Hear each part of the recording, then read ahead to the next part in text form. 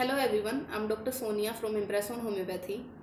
आज का जो हमारा टॉपिक है वो है हार्टबर्न, एसिडिटी या GERD, गैस्ट्रोइसोफेजियल रिफ्लक्स डिसऑर्डर। इसमें क्या क्या होता है, इसके सिम्टम्स क्या हैं और इसके कॉजेज़ क्या होते हैं। सबसे पहले हम जानते हैं कि एसिडिटी या हार्टबर्न क्या होता है। हमारा जो हम खाना खाते हैं वो क्या होता है, ईसोफेगस जो खाने की नली है उससे जाता है स्टमक में, मतलब पेट में। पेट में इसके लिए HCl होती है, हाइड्रोक्लोरिक एसिड, जो खाने को तोड़ने का काम करती है।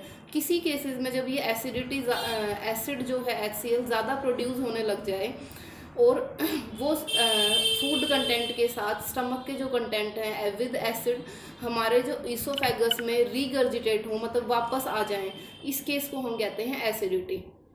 ये होता क्यों है?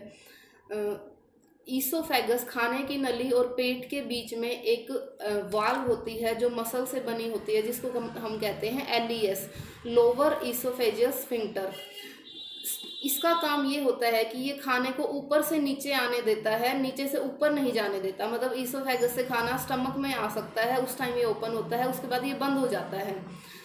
किसी केस में जब ये LES बार बार ओपन होने लग जाए और जो स्टमक कंटेंट है वो दोबारा से रीगर्जिटेट होके हमारे ईसोफेगस में जाने लग जाते हैं, इन केसेस को हम कहते हैं GERD, gastro oesophageal reflux disease. जो स्टमक कंटेंट है वो दोबारा से वापस हमारे ईसोफेगस में जाने लग जाते हैं और हमारे थ्रोट तक या मुंह तक भी जा सकते हैं, जिससे कि हमें चेस्ट डिस्कम्फर्ट फील होता है, या फिर नॉर्मल भाषा में कहें तो हमें हमारे चेस्ट एरिया में या खाने की नली में जलन फील होती है और पेन फील होता है।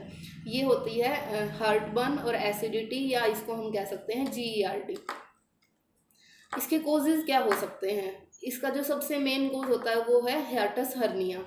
हियाटस हर्निया में क्या होता है, जो स्टमक होता है वो डायफ्राम को ऊपर की साइड पुल करता है, पुश करता है, जिसकी वजह से बार बार जो है LES ओपन होता रहता है और स्टमक कंटेंट उससे बाहर आते रहते हैं। दूसरा इसका मेन रीज़न हो सकता है कि कोई बहुत ज़्यादा अमाउंट में खाना खाए और खाना खाते ही वो लेट जाए। उसके बाद आता है मोटापा। कोई जो ओबेस पर्सन होते हैं उनमें भी GERD सबसे ज़्यादा देखने को मिलता है। नेक्स्ट आपका फूड हैबिट्स, जैसे आप स्पाइसी फूड, गार्लिक या फिर कोई भी कॉफ़ी टी ज़्यादा अमाउंट में ले रहे हैं, उन केसेस में भी आपको एसिडिटी या हार्टबर्न हो सकता है।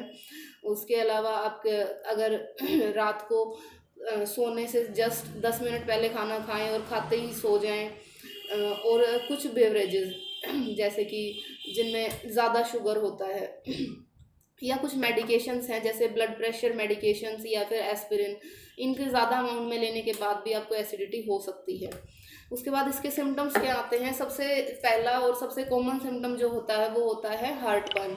आपको आपकी एब्डोमेन से लेके, पेट से लेके चेस्ट तक या फिर आपके थ्रोट तक भी आपको जलन फील होगी, या फिर बर्निंग पेन हो सकता है, जलन के साथ साथ आपको दर्द भी होगा उसमें। दूसरा, आपको उल्टी जैसा मन होगा, या फिर आपको मुंह में कड़वा टेस्ट रहेगा हर टाइम, या फिर कड़वे टेस्ट के साथ साथ आपको उल्टी आ सकती है, गैस बन सकती है, ब्लोटिंग मतलब कि पेट का फूलना, और उसके अलावा मुंह में कड़वापन। ये इसके मेन सिम्टम्स होते हैं। नेक्स्ट अगर हम बात करें इसमें आपको टेस्ट क्या करवाने चाहिए, तो इसके लिए कॉमनली हम एंडोस्कोपी करवाते हैं, जिससे हमें पता चल जाता है कि आपको हियाटस हर्निया वगैरह तो नहीं है।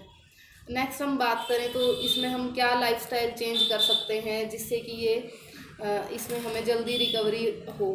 लाइफस्टाइल चेंजेस में सबसे पहले आपको अपनी डाइटरी चेंजेस लाने हैं। आपको नॉर्मल खाना खाना है, स्पाइसी फूड को अवॉइड करना है। दूसरा, पानी ज़्यादा से ज़्यादा पीना है। अपने खाने के बीच में कम से कम 2 से 3 घंटे का गैप रखना है। आपको स्मॉल मील्स लेने हैं, कम अमाउंट में खाना खाना है, खाते ही आपको सोना नहीं है। अगर आपको मोटापा है तो आपको उसको कम करना होगा। स्मोकिंग और ड्रिंकिंग आपको छोड़नी होंगी। रेगुलर एक्सरसाइज से आपको इसमें हेल्प मिल सकती है। नेक्स्ट हम बात करें कि होम्योपैथी आपको इसमें कैसे हेल्प कर सकती है।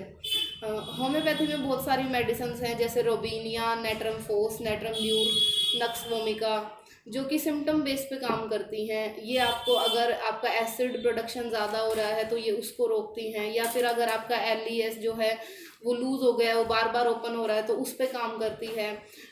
इसके साथ साथ अगर आप अपने लाइफस्टाइल चेंजेस लाएंगे तो आपको बहुत ही जल्दी रिकवरी होगी। अगर आप इससे रिलेटेड कोई भी क्वेश्चन पूछना चाहते हैं या कंसल्ट करना चाहते हैं तो हमसे कांटेक्ट कर सकते हैं हमारे दिए गए व्हाट्सएप नंबर पे, या हमारे क्लिनिक पे विजिट कर सकते हैं।